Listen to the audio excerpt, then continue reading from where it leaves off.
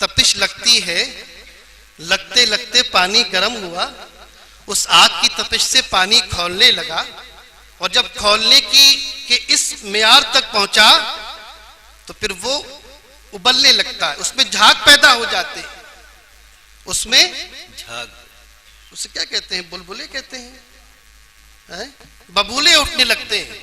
उन्होंने कहा कि दरअसल हुब्ब का माना अरबी जुबान में देगची का झाग है, और इससे मोहब्बत के निकलने का मतलब यह हुआ कि मोहब्बत वो है कि जब इंसान के दिल के ऊपर किसी मुहिब का, किसी हसीन और जमील की निगाह पड़ती है और उससे दिल तड़प जाता है, चिंगारी भड़क उठती है, उसकी सोजिश होती है, उसमें तपिश होती है, वो आग की तरह जलाती है, तड़पाती है। जलने के बाद एक मकाम ऐसा आता है कि पानी जलकर खुश्क हो जाता है, झाग रह जाते हैं, उसका अपना कुछ नहीं रह जाता। वाह। इस तरह देगची में पानी जलने के बाद सिर्फ झाग ही झाग रह जाते हैं, क्योंकि हुब्ब उसी देगची के झाग को कहा जाता है। पता ये चला कि मोहब्बत वो है जो आदमी को जलाकर सिर्फ झाग बना दे। आई समझ में? कितने माने बयान किए बताइए? 3 हो गए ना? और बयान करूं? जामे हजरत से पढ़ के आया हूं। हाँ, और सुनो, और लुगत खोली। पता ये चला कि ना हब्बा से निकला है, ना हुब से निकला है, ये हुबाब से निकला है। हुबाब, हुबाब अरबी जुबान में समंदर के झाग को कहते हैं, बुलबुलों को कहते हैं। जब समंदर मौज मारता है, कभी हाजी अली में जाके देखा है जी, जब मौजें सर पटकती हैं उसमें झाग पैदा होते हैं, और उसी झाग को अरबी जुबान में हुबाब कहते हैं। बुलबुले जो उठते हैं पानी में, अच्छा इसका क्या मतलब हुआ? पानी की बुलबुलों, समंदर के झागों से मोहब्बत का क्या ताल्लुक? आखिर इससे मोहब्बत का लफ्ज निकलने का मतलब क्या हुआ? उन्होंने कहा, अरे नादान, क्या ये नहीं देखता कि झाग ऐसे नहीं निकलते? समंदर की मौजें साहिल पर सर पटकती हैं, सर मारती हैं, मारते मारते एक कैफियत ये बनती है कि वो पानी झाग में तब्दील हो जाता है। पता ये चला कि ये हुबाब से निकला है, और मोहब्बत इसलिए कहते हैं कि एक आशिक, एक मुहिब अपने महबूब के आस्ताने पर सर को मारता रहता है, सर को पटकता रहता है, यहाँ तक कि वो अपने आप को पटक कर वहां फना कर देता है, उसकी झाग निकल आता है, झाग बाकी रहता है। वाह वाह वाह।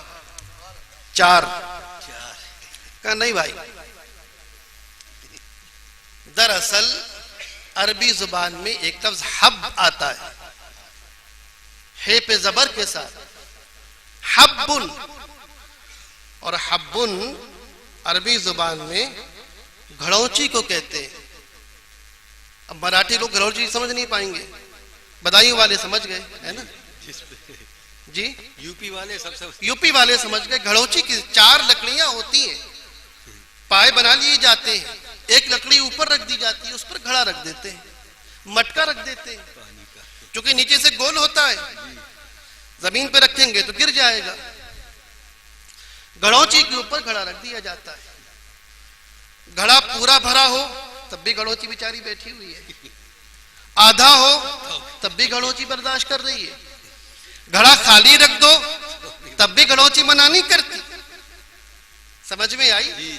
बात समझ में आ गई कि ये हब से निकला है, और हब घड़ा रखने के स्टैंड को कहते हैं, उसकी घड़ौची को कहते हैं। जिस तरह वो स्टैंड या वो घड़ौची हर हाल में उस घड़े से राजी रहती है, घड़ा भरा हुआ हो तब भी राजी है, घड़ा खाली हो तब भी राजी है, घड़ा आधा हो तब भी राजी है। इसी तरह आशिक, इसी तरह मुहिब अपने महबूब से हर हाल में राजी रहता है, मोहब्बत करता है तब भी राजी है, इनाम देता है तब भी राजी है, गालियां देता है तब भी राजी है। नारे तकबीर, नारे रिसालत, नारे गौस, हजरत शेख साहब किबला। भाई वाह वाह वाह वाह वाह वाह वाह। कितने माने हुए? 5 और लो। वाह वाह वाह वाह, सुभान अल्लाह सुभान। उनका भाई ना हे पे पेश ना जबर, जेर आ गया, हे पे जेर था, हिब, ये हिब से निकला। वाह, का अच्छा, तो फिर हिब किसे कहते हैं? कि हरे नादान, इतना भी नहीं जानता। हिब उस घड़े को कहते हैं कि जिसमें इतना पानी भर दिया जाए, इतना पानी भर दिया जाए कि अब एक कतरे की गुंजाइश बाकी ना रहे। ऊपर तक पानी भर दिया, मुंह तक पानी भर दिया। अब उस घड़े में उस पानी के गैर की गुंजाइश नहीं है। जितना पानी घड़े में है, अब उस पानी के गैर की गुंजाइश नहीं है। पानी के अलावा दूसरे पानी का एक कतरा भी नहीं आ सकता। बात समझ में आ गई कि ये मोहब्बत हिब से निकला है। और जब एक आशिक का सीना अपने महबूब की मोहब्बत से भर जाता है और ऐसा भर जाता है, लबालब हो जाता है, उसमें गैर की मोहब्बत के एक कतरे की गुंजाइश नहीं होती। पूरा दिल मोहब्बत से भरा हुआ है, उस हिब की तरह है, उस घड़े की तरह है जो पानी से लबालब है और उसमें एक मजीद गैर पानी की कतरी गुंजाइश बाकी नहीं रही। तसव्वुर है तो महबूब का, ख्याल है तो महबूब का, जिक्र है तो महबूब का, बात है तो महबूब की, याद है तो महबूब का, खुद है तो महबूब। वाह वाह वाह वाह वाह वाह। अपना वजूद है तो महबूब, वाह वाह, अपना कुछ नहीं है भाई। वाह वाह, देखा नहीं आपने ये क्या लिखा हुआ है? तेरी इनायत का डेरा। जो शेर लिखा है शम्स मारहरा की शान में कि है तेरी इनायत का डेरा मेरे घर में, है तेरी इनायत का डेरा मेरे घर में, सब तेरा है कुछ भी नहीं मेरा मेरे घर में। घड़ा पूरा भरा हुआ है अल्हम्दुलिल्लाह, एक मजीद किसी कतरी गुंजाइश बाकी नहीं है। भाई अब थक गया, अच्छा ही काफी कहोगे आपको पता ही नहीं इसके बाद, मगर भाई थक गया हूं, अब बात को आगे बढ़ाया जाए। मगर इन मोहब्बत के 6 मानों के बाद आपने दाद भी दे ली, खुश भी हो गए, मगर मेरा सवाल वहीं का वहीं रह गया। ये 6 बातें मोहब्बत है क्या का जवाब नहीं है। ये जो कुछ बयान किया गया ये तो मोहब्बत के बाद पैदा होने वाली कैफियत है। ये मोहब्बत का मतलब कहां है? ये बात समझे कि नहीं समझे? भाई दाद तो बहुत दे दी, सवाल क्या था कि मोहब्बत क्या है, मोहब्बत किसे कहते हैं, मोहब्बत क्या है? अरे दोस्तों, ये मोहब्बत क्या है का जवाब तो ना हुआ। ये जवाब तो इस बात का है कि मोहब्बत होने के बाद आशिक का क्या काम करती है, उसका क्या हशर करती है। तो आपने जवाब दे दिया कि उसका हशर ये करती है कि उसके दिल में अब किसी और की गुंजाइश नहीं है। आपने जवाब दे दिया कि उसका हशर ये करती है कि वो घड़ोंची की तरह बैठा रहता है। आपने जवाब दे दिया कि वो ये हशर करती है कि वो ऊंट की तरह चिपक जाता है। अरे दोस्तों, ये सवाल का जवाब कहां हुआ कि नहीं? बताओ जाकिर, नहीं हुआ ना। सारा जामे अजर घूम के आ गए, सारी लुगतें पढ़ डाली, बात वहीं की वहीं रह गई, बात। और अगर इस मसले को हल किया तो उर्दू के एक शायर ने चुटकियों में कर दिया। उर्दू के एक शायर ने 2 मिसरों में कर दिया। क्या रे, मोहब्बत को समझना है तो वाइस खुद मोहब्बत कर,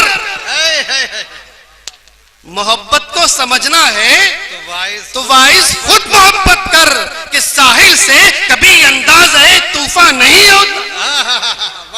मोहब्बत कैसे तड़पाती है बता नहीं पाएंगे, जिस दिन तड़पोगे समझ में आ जाएगा। मोहब्बत की रिबान क्यों फटवाती है समझा नहीं पाएंगे, जिस दिन फाड़ोगे समझ में आ जाएगा। मोहब्बत सर तन से जुदा कैसे कराती है नहीं बता पाएंगे, जब जुदा होगा तो मालूम हो जाएगा। नारे तकबीर, नारे रिसालत, नारे गौस, उर्से कादरी, हजरत शेख साहब क़िबला। वाह वाह वाह वाह।